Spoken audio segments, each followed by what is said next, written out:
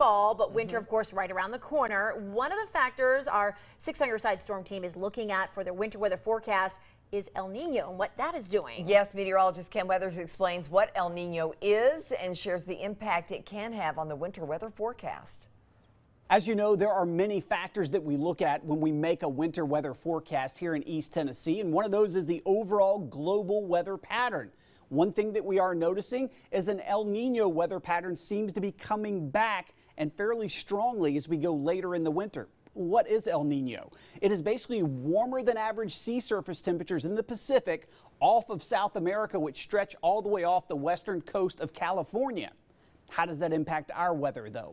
Usually when we have a stronger El Niño winter, we see a stronger than average or a more active southern branch of the jet stream, which means we see numerous storms from California stretching all the way to the deep south, which gives you wetter than average winter.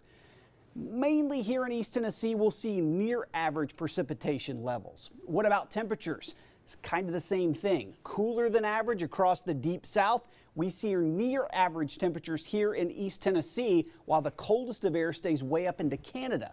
That said, we can still get chunks of cold air that break off, and when you get that with the active branch of the jet stream, you can see some decent snows. And take a look at the totals just from the past few years where we had a strong El Niño event setting up. We had some very large snows, 65, 66, 72, 73, and then just a few years ago, 9.3 inches of snow back in the winter of 2015, 2016. So again, just one of the things we'll look at when we make our forecast for this year's winter.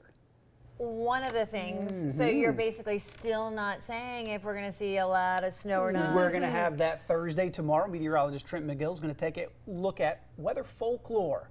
We've got persimmon seeds, you know that, woolly worms, those things to look at. So I love that. We'll see if all this actually comes together, and it'll be interesting to see if not only weather folklore, but things like El Niño would come together to actually mean the same thing. We'll get the answers. And then Matt wraps it all up Thursday with our official forecast. Looking forward to it. We are looking forward to that. But I like fall. If we just don't go too quick. We don't need to rush this. Don't need to rush it. We're just now starting to see that beautiful fall foliage start to pop here in East Tennessee, and man,